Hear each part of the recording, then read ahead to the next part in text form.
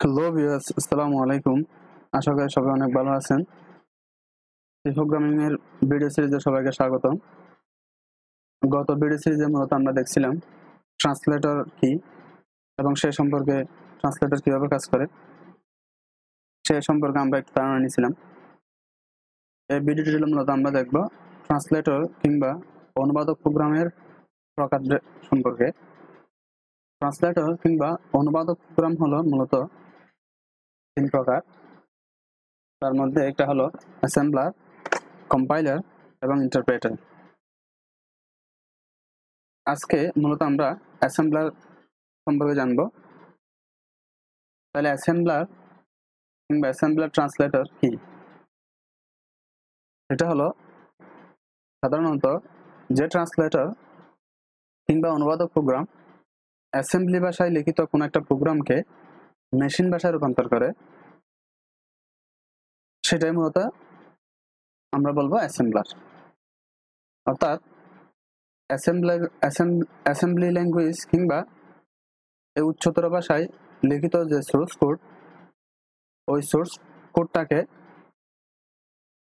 Assembler translator object code কিংবা machine ভাষায় পরিণত করার প্রক্রিয়াই হলো মূলত অ্যাসেম্বলার। অর্থাৎ যে এই কাজটা করে সেই মূলত হলো অ্যাসেম্বলার। তাহলে অ্যাসেম্বলি ল্যাঙ্গুয়েজ দ্বারা তৈরিকৃত প্রোগ্রাম সাধারণত অ্যাসেম্বলারের সাহায্যে অনুবাদ করে মেশিন ল্যাঙ্গুয়েজে কনভার্ট করে। তাহলে ব্যাপারটা কেমন সেটা হলো, এখানে একটা উদাহরণ দিয়েছি দেখেন। এটা হলো অ্যাসেম্বলি ল্যাঙ্গুয়েজে লিখিত একটি প্রোগ্রাম, যেটা মূলত দেখেন এখানে move x5, increment bx, add x bx, এটা বোঝার দরকার নাই, জাস্ট নর্মালি এতটুকু মনে রাখেন যে এটা হলো অ্যাসেম্বলি ল্যাঙ্গুয়েজ দ্বারা লিখিত একটি উচ্চতর ভাষায় প্রোগ্রাম অর্থাৎ সোর্স কোড। এই সোর্স কোডটা হলো আমার নর্মালি অ্যাসেম্বলি ল্যাঙ্গুয়েজ দ্বারা লিখিত। এটিকে যদি আমাকে মেশিনে বোঝাইতে হয়, অর্থাৎ মেশিনকে যদি এই কোডটার মিনিংসটা বোঝাইতে হয়, তাইলে আমাকে যে ট্রান্সলেটরটা হেল্প করে সেটাই হলো আমার অ্যাসেম্বলার। অর্থাৎ অ্যাসেম্বলি ল্যাঙ্গুয়েজ দ্বারা সাধারণত তৈরিকৃত প্রোগ্রামগুলা অনুবাদক হিসেবে এখানে ব্যবহার করা হয়েছে অ্যাসেম্বলারকে।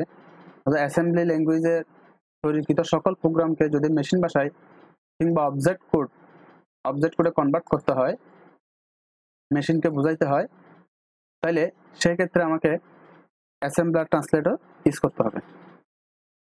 ওকে, এখন দেখেন এই অ্যাসেম্বলার ট্রান্সলেটরের কিছু সুবিধা অসুবিধা আছে, আমরা সেগুলো দেখতে পারি। যেমন দেখেন অ্যাসেম্বলার ল্যাঙ্গুয়েজের কতগুলো অ্যাসেম্বলার ট্রান্সলেটরের কিছু সুবিধা দেখেন। সেটা হলো এটি সাধারণত নেমোনিক কোড বলতে এই যে দেখেন, অর্থাৎ অ্যাসেম্বলি ল্যাঙ্গুয়েজ দ্বারা তৈরিকৃত কোডগুলোকে সাধারণত নেমোনিক কোড বলা হয়। এই যে মুভ, আইএনসি, এই সবগুলা হলো ইনস্ট্রাকশন, এগুলার কিছু ডেসক্রিপশন আছে, এগুলোকে বলা হয় নেমোনিক। অর্থাৎ এই যে মুভ, আইএনসি, অ্যাড, তারপর অর, তারপরে মাল, ডিপ, এরকম অনেকগুলো ইনস্ট্রাকশন আছে যেগুলোকে সাধারণত নেমোনিক বলা হয়। আর এগুলো সাধারণত অ্যাসেম্বলি ল্যাঙ্গুয়েজের ক্ষেত্রে ইউজ করা হয়। তো এখানে সেই কথাটা বলা হয়েছে, মূলত নেমোনিক কোডকে মেশিন ভাষায় পরিণত করার নামই হলো মূলত অ্যাসেম্বলার।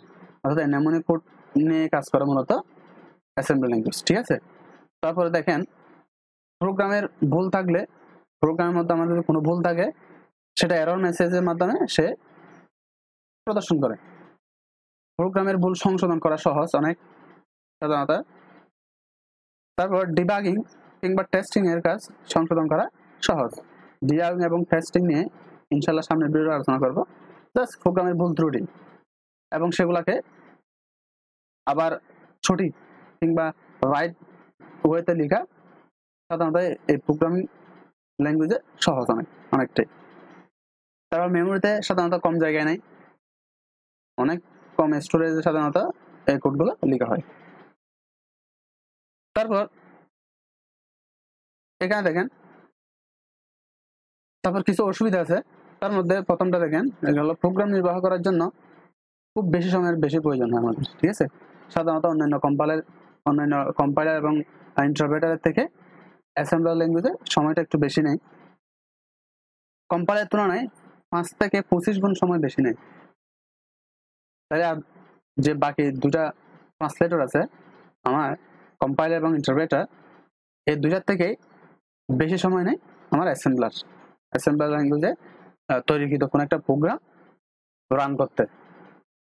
ওকে, তাহলে এই গেল সাধারণত অ্যাসেম্বলার ট্রান্সলেটর। নেক্সট ক্লাসে ইনশাল্লাহ আমরা কম্পাইলার এবং ইন্টারপ্রেটার নিয়ে আলোচনা করব। তো সাথে থাকবেন, ধন্যবাদ।